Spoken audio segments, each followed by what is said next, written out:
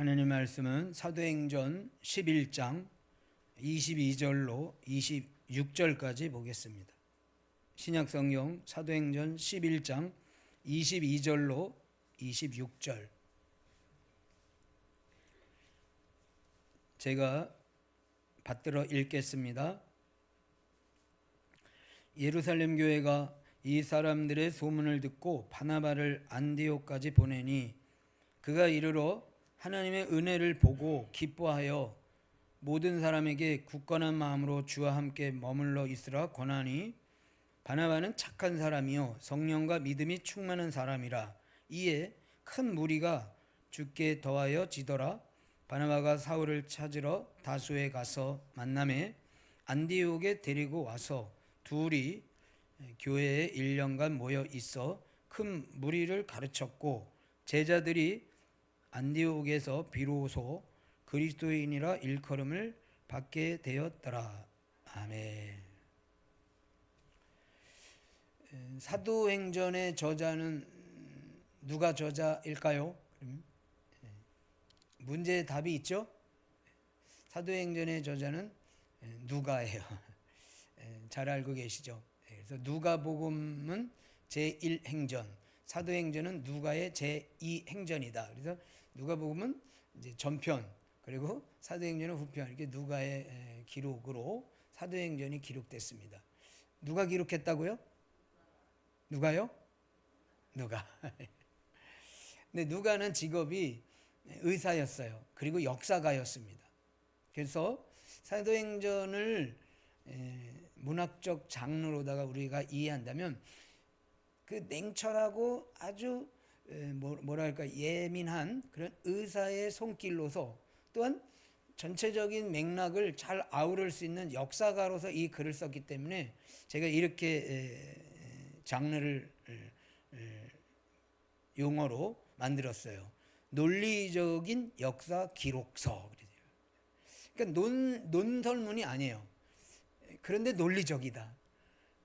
그리고 역사서인데 그렇다고 해서 역사만 있는 것이 아니다. 이렇게. 그래서 논리적이면서도 역사적인 관점으로 쓴 역사서다. 그래서 우리가 이 사도행전을 볼 때는, 해석할 때는, 여기 어떤 단어가 있다, 또 어떤 문단이 있다, 또 어떤 문맥이 있다, 이런 것도 필요하지만 전체적인 흐름, 저 앞쪽부터 여기까지 오기까지의 어떤 내용들, 스토리들을 엮어서 같이 이해하는 것이 사도행전을 볼 때 좀 더 이해가 되고, 또 어떻게 보면 이 역사서로 이걸 읽어보면 굉장히 흥미진진합니다. 그래서 오늘 본문에 나오는 이제 바나바라는 인물을 살피려고 하는데요. 이 바나바를 여기에 오늘 본문에 등장하는 그 배경, 즉 어떠한 흐름에서 지금 바나바가 등장하고 있는지, 이제 주인공이 이렇게 딱 등장을 하잖아요. 그러면 뭔가 이렇게 깔리는 게 있을 거 아니에요. 그래서 어떤 배경 하에서 이 사람이 이렇게 등장하고 있는지를 이제 살펴보려고 합니다. 그러기 위해서는 지난 시간에 좀 살펴봤던 안디옥 교회의 개척의 역사를 좀 뒤집어 보려고 합니다. 안디옥 교회는 이방 땅에 세워진 최초의 이방인 교회, 이렇게 돼요. 이 교회, 이방 땅에 세워진 이방인 교회다. 그게 이제 굉장히 중요한 거예요. 그래서 지난 주간에는 제가 그 이방 땅에 세워진 이방인 교회를 구원론적 관점으로다가 살펴봤어요. 그래서 구원론적으로 보니 이것이 굉장히 개혁적이었다 그랬어요. 근데 오늘은 교회론적 관점으로 보는데, 특별히 개척교회론적 관점으로 보려고 해요. 그러면 이 안디옥 교회가 어떻게 해서 개척이 되었냐? 그 씨앗, 개척의 씨앗은 8장 1절부터 시작됩니다. 우리 지난번에 살펴봤지만 한 번 더 보겠습니다. 8장 1절. 그날에, 거기서 한번 같이 읽겠습니다. 시작. 그날에 예루살렘에 있는 교회에 큰 박해가 있어 사도 외에는 다 유대와 사마리아 모든 땅으로 흩어지니라. 아멘. 그래서 예루살렘 교회에 있던 성도들이 이제 핍박 때문에 이제 여러 곳으로 다 흩어졌어요. 그리고 9장에 와서는 바울이 등장이 돼요. 그래서 바울은 하나님이 부르실 때 너는 아예 이방인의 그릇으로 사용하겠다 그랬어요. 그 다음에 10장에 오면은 고넬료가 이제 환상에 나오죠. 그리고 10장과 11장에 고넬료와 베드로의 만남이 이루어져요. 그것도 역시 내용은 뭐냐면요, 이방인에게도 구원이 이루어질 것이다라는 그런 일들을 지금 하나님이 말하자면 작업하고 계신 거예요. 그래서 그 11장 19절에 이 고넬료를 통한 베드로의 만남과의 그 결론적 말씀이 19절이에요. 18절 11장 18절 갑니다. 같이 읽고 하면 시작. 그들이 이 말을 듣고 잠잠하여 하나님께 영광을 돌려 이르되 그러면 하나님께서 이방인에게도 생명 얻는 회개를 주셨도다 하니라. 아멘.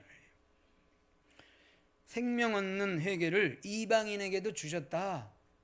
그런데 이제는 그 다음 19절에 와서 그 생명 얻는 회개가 이방인에게 일어나는 그 역사적 현장이 어디에서 일어나냐면 바로 안디옥이라는 곳에서 일어나는 거예요.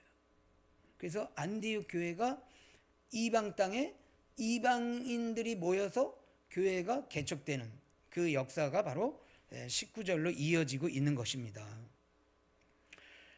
그런데 여러분 8, 9, 10, 11장에 이렇게 오면서 흩어진 나그네들을 통해서 이방인에게 구원의 역사가 이방인 교회가 세워지는 이 역사를 쭉 살펴보면 중간중간마다 하나님이 사용하신 인물들이 있어요.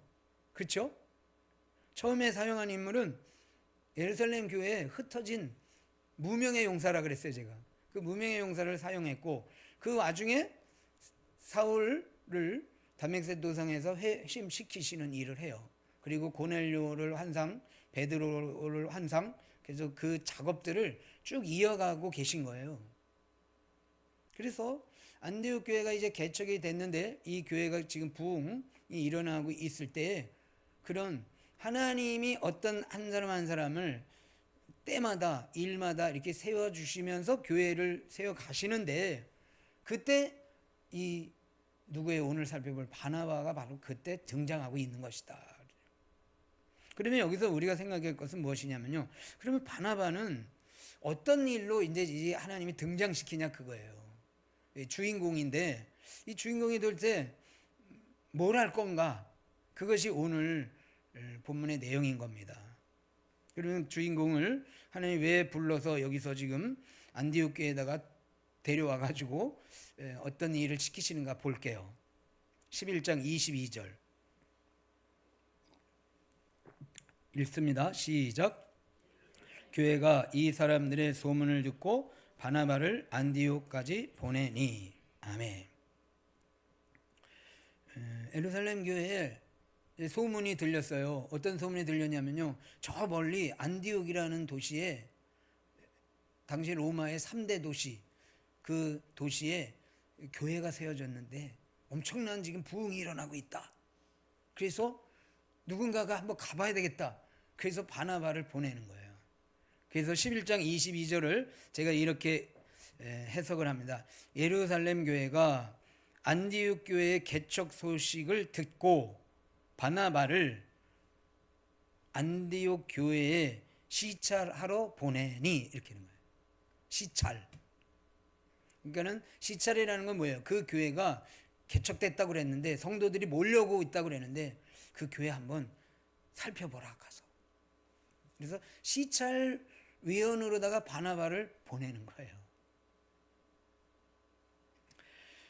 여러분 교회는 지금도 교회는 시찰회가 있어요. 그죠? 우리 동락교회는 무슨 시찰회인지 아셔요? 수원로에 서부 시찰회. 그죠? 그 시찰회가 왜 있냐면요. 이런 일을 하라고 있는 거예요. 그래서 어느 수원 지역에 어떤 목사님이 뭐 교회를 개척했어요. 그러면 그래요? 참 좋은 일이네요. 그리고 끝나지 않아요. 시찰위원이 대략 7명 이내로 가봅니다. 그래서 그 교회가 개척을 했다고 그랬더니 장소는 어떻고 예배 드리는 곳은 잘 되어 있는지, 예배당은 뭐 어떻게 구입했는지, 그다음에 성도들이 얼마나 모여 있는지, 그리고 예배는 어떻게 순서상 잘 드리고 있는지, 그런 예배, 성도, 또 교회 환경, 그리고 이 목사님이 개척을 했다고 그랬는데 이 목사님의 목회 철학은 건전한 목회를 가지고 지금 설교를 하고 있는지 교육을 하는지 이걸 다 살펴요. 안디옥 교회가 이방인 땅에 이방인 교회로 세워졌는데 급성장하고 있어요. 그래서 예루살렘 교회가 시찰위원으로 바나바를 보내는 거예요. 그것을 한번 살펴봐라. 그런데 우리가 여기서 이제 생각해 볼 것은 예루살렘 교회에 여러 사람들이 있었을 거 아니에요. 리더들이. 그런데 바나바를 보낸 거예요. 바나바를 왜 보냈을까? 그랬더니 24절에 이렇게 답이 나와요. 11장 24절 같이 읽고 아멘. 시작. 바나바는 착한 사람이요 성령과 믿음이 충만한 사람이라 이에 큰 무리가 주께 더하여 지더라. 아멘. 지찰위원으로다가 바나바를 보낸 이유는 그가 착한 사람이라 보냈다. 이렇게 누가가 기록하고 있어요. 그런데 이 착한이라는 단어는 이미 4장 36절에서 바나바의 인물됨을 소개한 적이 있어요. 가볼까요? 4장 36절.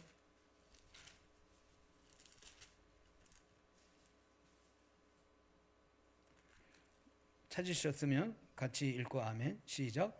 구브로에서 난 레이족 사람이 있으니 이름은 요셉이라 사도들이 일컬어 바나바라 번역하면 위로의 아들이라 하니. 아멘. 그러니까 착한 사람이라는 뜻은 위로의 아들, 격려, 위로, 칭찬. 이 사람들을 이렇게 잘 이렇게 업시켜주는 사람이 있잖아요. 여러분 그런 사람 만나 보셨어요? 네? 그 사람만 만나면 왠지 뭐 주는 거 없는데 괜히 힘이 나고 근데 그 사람만 만나면 괜히 짜증나고 이럴 수도 있잖아요. 그죠? 근데 이 바나바가 아주 그 은사가 있어요. 이 사람은 사람을 만나면요 어떻게 잘 위로해주는 그런 역할자인 거예요. 그래서 이 시찰위원으로 이제 바나바를 보낸 겁니다.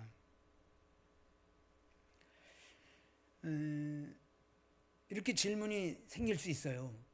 교회를 시찰한다.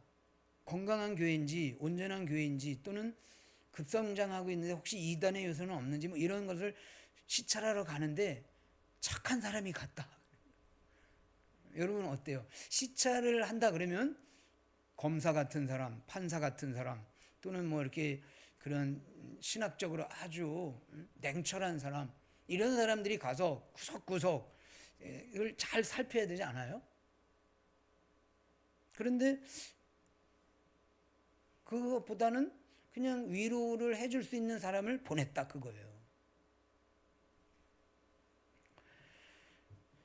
NIV 적용 주석에서 이렇게 주석을 합니다. 예루살렘 교회가 바나바를 보낸 것은 현명한 선택이었다. 왜? 그는 격려자로 탁월하며 경건한 자로 잘 알려졌기 때문이다. 또한 폭넓은 관점을 갖고 있었을 것이다. 이랬어요.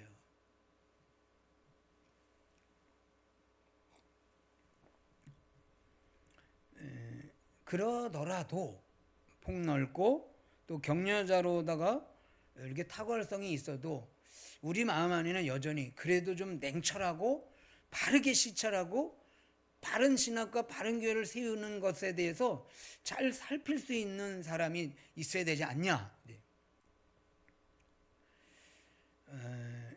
그런데 이제 더 구체적으로 보면 격려자인 바나바가 안디옥 교회에 간 시찰위원을 간 이유가 있어요. 그것은 뭐냐면요. 11장 23절을 보면 답이 나옵니다. 11장 23절 같이 읽고 아멘. 시작. 그가 이르러 하나님의 은혜를 보고 기뻐하여 모든 사람에게 굳건한 마음으로 주와 함께 머물러 있으라 권하니. 아멘. 그래서 두 가지 동사를 우리가 볼 수 있는데요. 안디옥에 갔더니 이제 시찰을 하러 간 거예요. 갔더니 교회에 하나님의 은혜가 막 임하는 게 보여요. 그래서 그 급성장하는 안디옥 교회의 개척 교회를 보고 바나바가 기뻐했다 그랬어요. 이것은 격려가 되겠어요, 안 되겠어요? 격려가 되죠. 그 다음에 그걸로 끝난 게 아니라 그 다음에 동사가 또 있는데, 모든 사람에게 굳건한 마음으로 주와 함께 머물러 있으라 권했다 그랬어요. 여기 권하다는 것은 격려 플러스 권고예요. 근데 그 앞에 수식어가 뭐냐면요, 굳건한 마음으로 머물러 있어라 그랬어요. 이 굳건한 마음, 그건 뭐예요? 이 사람들이 처음에 교회가 개척됐기 때문에 이 사람들이 이 교회에 머물러 있을지 떠날지 모르는 그런 상태인 것을 본 거예요. 그래서 여러분 이 교회 참 잘 오셨어요. 여러분들이 이곳에서 교회를 새롭게 개척한 그런 믿음의 일들을 제가 축복합니다. 그리고 한 가지 제가 부탁이 있는데, 이곳에서 계속 이 교회가 잘 세워지도록 여러분들이 떠나지 말고 이곳에 머물러 있기를 권고합니다. 이런 거예요. 여기서 알 수 있는 건 뭐냐면요, 안디옥 교회에 왜 격려자인 바나바가 가야 했냐면요, 그 이유는 뭐냐면요, 바로 안디옥 교회가 시작하는 교회였고 초신자들이 몰려오는 교회였고 아직은 굳건히 설 만한 교회가 아닌 연약한 교회였다는 것을 보여주는 겁니다. 신약학자 F.F. 브루스는 안디옥 교회를 이렇게 평가를 했습니다. 안디옥 교회는 약점이 많이 있었을 것이다. 혹은 일부 사람들 중에는 과도한 종교적 열심도 있었을 것이다. 이렇게 안디옥 교회를 평가를 했어요. 이 브루스 학자의 말을 제가 개척을 해봤잖아요. 그래서 이분의 말씀이 얼마나 맞는 말씀인지 제가 100번도 더 경험을 합니다. 개척교회의 특징은요, 약점이 많은 사람들이 와요. 그렇잖아요. 뭐 교회에서, 본 교회에서 자기가 막 이렇게 굳세게 그 교회를 기둥과 같이 버티고 있는 사람들이 개척교회 오겠어요? 그냥 교회 다니다가 그만둔 사람, 어린 시절에 뭐 성탄절에 빵 먹었다가 뭐 왔어요, 이런 사람, 실제로 그런 사람이 와요. 그래가지고 제가 개척할 때 보면요, 여러분들은 지금 이렇게 보면요, 엄청난 그 개척교회 성도님에 비하면 엄청난 수준의 회중들이에요. 제가 지금도 기억하고 있는 사람들이 몇 명 있는데, 설교할 때 꼭 다리 꼬고 이렇게 저를 쳐다보는 사람이 있었어요. 어디 너 설교 얼마나 잘하나 보자. 그래서 다리를 꼭 꼬고서 이렇게 삐딱하게 평가하는 사람도 있었고, 또 뭐 가끔 여기 어디 뭐 이제 우리가 뭐 소그룹으로다가 몇 명 안 되지만 뭐 어디 뭐 놀러 가잖아요. 그러면 없어져. 그 이 사람 어디 갔나 봤더니 어디 가서 담배 피고 오고 그리고 뭐 이렇게 얘기하면 세상 얘기하고 이런 분들. 또 이제 뭐 여성도님들 오는 분들 보면 그저 애기 둘러 업고 부모님이, 시어머니가 막 너 교회 나가야 된다 그러니까 그냥 억지로 나온 분들, 이런 분들이 이제 모여가지고 개척교회를 만드는 거예요. 그리고 이 브루스가 이런 분도 소개를 했어요. 과도한 종교적 열심을 가진 사람도 왔다 그랬어요. 개 중에는 또 굉장히 그 신앙생활을 아주 열심히 하던 분들도 있어요. 그런 분들이 또 와서 열심을 내요. 근데 여기 보면 과도하다. 심지어는 이제 뭐 목사님 그거는 그렇게 하면 안 됩니다. 이제 저를 가르치는 거죠. 과도하게. 이제 목사님 이게 초짜라 아직 아무것도 모르시네. 그러시면 안 돼요. 이 목회는 이렇게 해야 됩니다. 그러면서 오히려 저를 막 지도하려는 그런 분들도 오시는 거예요. 그래서 이 안디옥 교회는 급성장하고 있지만 성도들의 모인 그 성도들 그 회중들의 수준은 신앙으로는 좀 미성숙하다.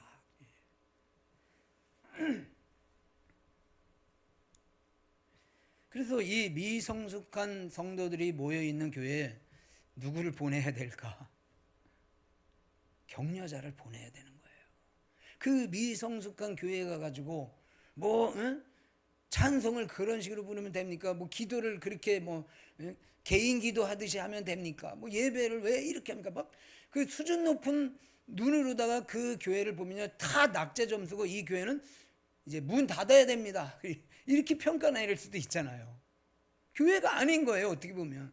더군다나 거기는 이방인들이 많이 모여 있잖아요. 헬라. 그러니까는 헬라 사람들은 유대계에 비하면 굉장히 자유분방한데 뭐 오늘날로 얘기하면 뭐 목걸이도 막 이렇게 하고 귀걸이도 하고 뭐 배꼽티도 있고 뭐 이렇게 올 수도 있잖아요. 그런 성도들이 모여 있는데 가서 그래도 은혜가 있다 이렇게 격려를 해주는 사람이 가야지. 그것도 지적 저것도 지적 저것도 지적 뭐 이런 사람이 가면요 안디옥 교회는 아마 다들 그런 시찰위원이 왔으면 다 도망갔을 수도 있다 이 말인 거예요. 그래서 하나님께서는 안디옥 교회에 필요한 정말 필요한 격려자인 바나바를 시찰위원으로 보내셨다. 이 부분을 통해서 우리가 이제 배울 교훈은 바로 교회는 위로와 격려의 사역이 있어야 된다 그거예요. 사실은 우리도 뭐 제가 아까 말씀드린 것처럼 여러분들도 이렇게 성숙한 것 같지만 그럼에도 불구하고 우리 여전히 아직 모자라잖아요, 그렇죠? 그래서 어떤 말 하나 가지고 상처 있고 또 그 일로 인해서 주의 일에 멈칫하고 또 이렇게 동굴로 들어가고 뭐 그러잖아요, 그렇죠? 뭐 개척교회만이 아니라 20년, 30년 된 교회도 여전히 그런 마음에 위로와 격려가 필요한 성도들이 항상 앉아 있는 거예요.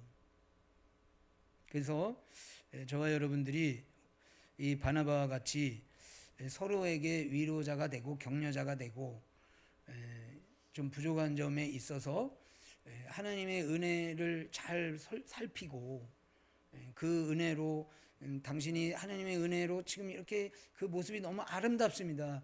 이런 그런 위로의 사역자들이 되길 주의 이름으로 축복합니다. 그런데 이게 사실 저도 해보려고 하지만 쉽지는 않더라고요.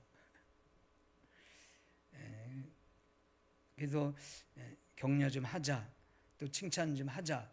나 이제 한 눈만 감을 거야. 그리고 이제 감은 눈은 단점, 뜬 눈은 장점 이렇게 보라 그러잖아요, 그죠? 한번 윙크 되나요? 한번 해보실래요? 윙크. 한눈을 감는 것은 저 사람의 단점을 안 보려는 것이고 한눈을 뜨는 것은 저 사람의 장점을 본다. 그래서 윙크가 좋은 거예요. 근데 잘 안 되죠. 단점은 잘 보여. 그리고 뭔가 은혜의 일들을 칭찬하려고 그러면 그게 잘 안 보이는 게 우리의 실상이다. 그래서 고민을 했습니다. 어떻게 하면 이것이 위로자의 사역을 할 수 있을까?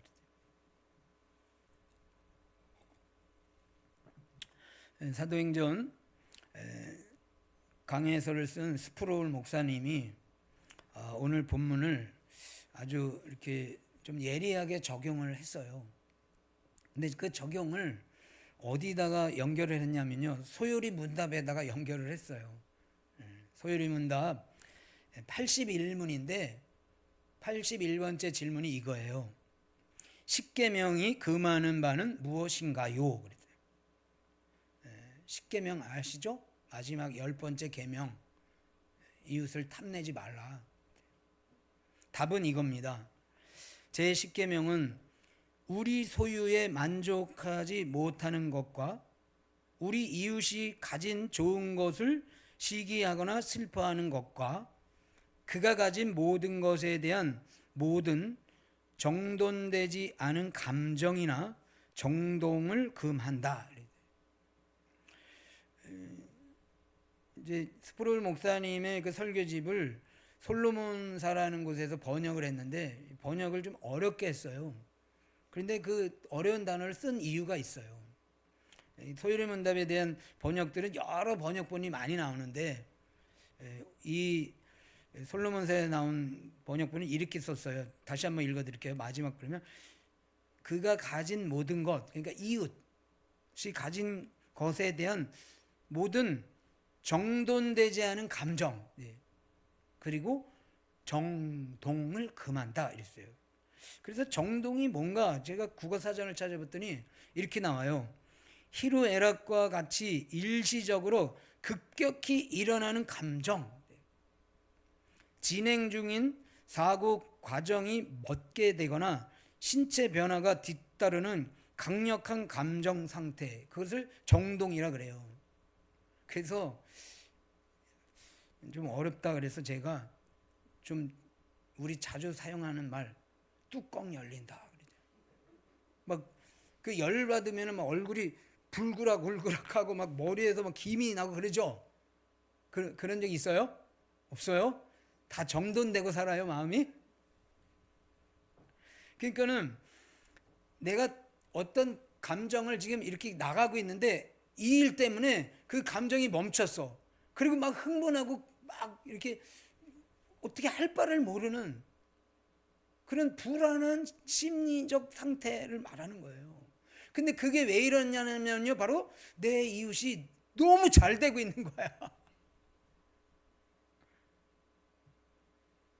그래서 내 이웃이 가진 모든 것에 대한, 그랬어요. 그 사람이 가지고 있는 건 왜 저 사람 나보다 잘생겼고 나보다 키도 크고 나보다 예쁘고 자녀들도 잘 되고 뭐 아파트도 비싸고 얼마나 나보다 잘 되는 게 몰라. 그래가지고 막 화가 나는 거야 그냥. 이게 십계명이 금하는 거예요. 그러면 그런 정돈되지 않은 그 정동과 같은 감정이 왜 일어났냐? 스프롤 목사님이 지적하는 거예요. 시기와 질투심 때문이다 그러는 거예요. 그러니까 우리가 잘 되는 사람을 위로하지 못하고 격려하지 못하는 이유는요, 그 사람 잘 되는 게 너무 시기심이 나는 거예요. 내 안에 인정해주고, 야 너 정말 나보다 낫다. 와 어떻게 이거 아니라 나보다 잘하네. 화나네. 내가 더 칭찬받아야 되는데 뭐 이런 시기심이 우리 안에 있다 그거예요. 있죠?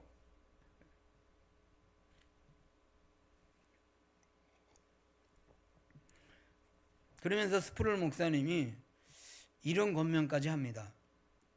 시기 질투의 죄는 건설적인 비판이라도 대부분 파괴적으로 나타나기 때문에 격려의 영이 없으면 건설적 비판도 삼가야 한다 그랬어요.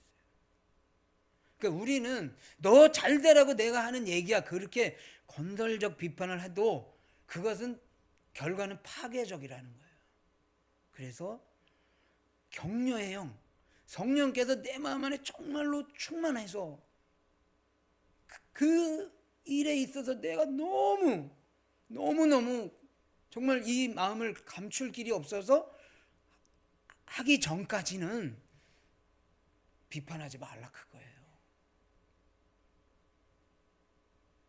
바나바가 갔습니다. 아니 뭐 이 교회는 1년도 안 된 교회인데 예루살렘 교회보다 더 많아 성도들이. 왜 이렇게 뜨겁게 찬송해? 왜 이렇게 좋은 일들이 많이 있었을 거 아니에요. 그러면 바나바가 시기가 날 수도 있잖아요. 근데 바나바는 그 마음 안에 아까 그 별명이 뭐라 그랬어요? 위로자, 격려의 아들이잖아요. 그 마음 안에 성령께서 격려의 영으로 충만히 채워주신 거예요. 그래서 그 잘되는 모습을 잘된다, 진짜로 칭찬할 수 있는 그 마음이 그 마음 안에 충만했던 거죠. 결론을 맺겠습니다. 사무엘상 2장 30절. 구약성경 사무엘상 2장 30절을 보겠습니다.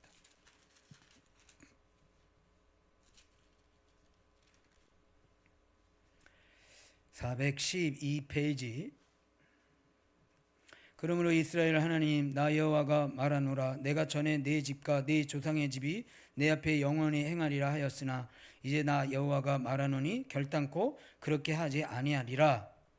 같이 읽습니다. 시작. 나를 존중히 여기는 자를 내가 존중히 여기고 나를 멸시하는 자를 내가 경멸하리라. 아멘. 엘리 제사장 가문에 하나님이 저주를 내리는 내용인데요. 나를 존중히 여기면 존중히 여기는 자를 나도 존중히 여겨주겠다. 하나님께서 그렇게 말씀하신 거예요. 근데 엘리는 하나님과 상대하지 않고 백성들과 상대를 한 거잖아요. 그러니까 결국은 이 말은 이스라엘 백성을 존중히 여길 때 나도 너를 존중히 여기겠다, 그 말인 거거든요. 그러니까 이 말을 이렇게 바꿀 수 있습니다. 성도를 존중히 여기는 자를 하나님께서 존중히 여겨주신다. 믿습니까? 그러니까 여러분 옆에 있는 성도가 무엇을 잘해서 내가 그 사람을 존중히 여기고 칭찬해주고 격려하면 하나님이 나를 칭찬해주고 격려해주고 나를 존중히 여겨주신다는 거예요. 믿습니까? 네.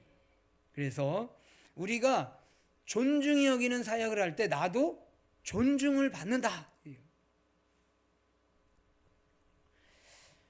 특별히 우리 교회에도 여전히 존중히 여길 대상자들이 있습니다. 구체적으로 설명하면요, 어린이들이 있고요, 또 청소년들, 그다음에 MZ세대, 또 노인들, 그리고 미성숙한 성도들, 또 새가족, 또 어떤 경우에는 과도한 봉사자일 수도 있는 사람도 있어요. 그러나 그들을 우리가 존중히 여기면 하나님이 나를 존중히 여겨주시는 거예요. 가끔 성도님들과 이야기를 나누면 늘 제가 듣는 말이 있어요. 동락교회는 어땠어요? 그러면요, 따뜻했어요. 그리고 또 한마디 하는 게 있어요. 성도님들이 착해요. 그래요. 믿으시면 아멘. 네. 근데 그 착하다는 말이 아까 나왔잖아요. 바나바. 착한 사람이라 안디옥 교회에 보냈어요. 4장에서는 위로의 아들이라 그랬어요. 동락교회는 이와 같이 바나바와 같이 위로의 성도들이 많이 있어요. 그래서 이곳에 들어왔을 때 그런 따뜻함을 느끼고 또 존중함을 받는 그런 교회인 것을 여러분 확신하시기를 바랍니다. 그리고 그 사역을 계속 잘 감당하셔서 안디옥 교회가 든든히 서간 것 같이 동락교회도 그렇게 든든히 서가고 부흥되기를 축복합니다. 설교를 마치는데요, 추신으로 한마디 하겠습니다. 그러면 이렇게 계속 존중히 여기면 교회가 잘 될까? 이렇게 의문을 가진 분이 있어요. 그분을 위해서 성경 한 구절을 읽겠습니다. 11장 26절. 사도행전 11장 26절 같이 읽고 아멘. 시작. 만남에 안디옥에 데리고 와서 둘이 교회에 1년간 모여 있어 큰 무리를 가르쳤고 제자들이 안디옥에서 비로소 그리스도인이라 일컬음을 받게 되었더라. 아멘.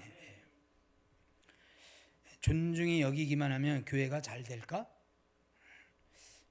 바나바는 존중히만 여기지 않고 그 다음에 보니 또 1년간 성경 공부를 했어요. 다음 시간에 이 구절로 같이 만나 뵙도록 하겠습니다. 기도하겠습니다. 하나님 아버지, 우리로 바나바와 같이 우리 마음 안에 격려의 영, 위로의 영을 충만히 채워주시기를 원합니다. 누군가가 나를 만났을 때 그 사람이 크게 위로받게 하시고 상처가 아물어지게 하시고 여러 가지 시험에서 견뎌내며 이겨내며 인내하며 헤어나올 수 있는 도구로 우리가 사용되게 하여 주옵소서. 여전히 우리 주변에는 바나바와 같은 위로의 사역자를 필요로 하고 있습니다.